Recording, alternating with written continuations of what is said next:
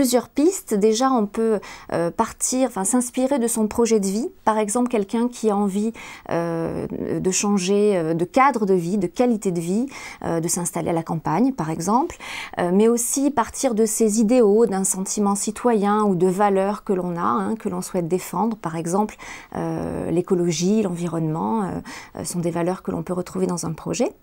On a également la possibilité de partir de son métier.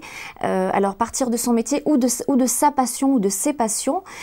Partir de son métier, ça veut dire qu'on a peut-être identifié dans le processus avec ses fournisseurs, ses clients, des besoins non satisfaits auxquels on peut justement répondre.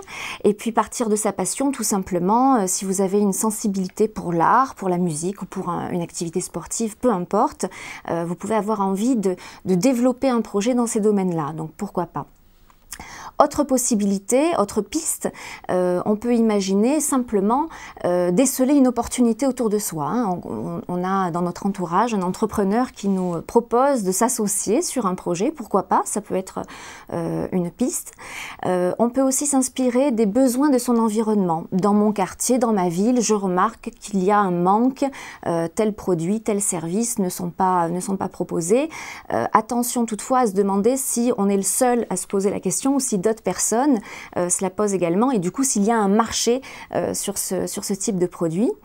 Et enfin, explorer son excellence. Alors, vous savez, on a tous finalement des qualités particulières. Par exemple, je peux être sollicitée régulièrement dans un cadre familial ou amical pour organiser des fêtes et des événements. Eh bien, peut-être que je peux m'inspirer de cette qualité-là et de ce plaisir demain pour travailler dans l'événementiel et pour faire un projet dans l'événementiel. Voilà, c'est un exemple.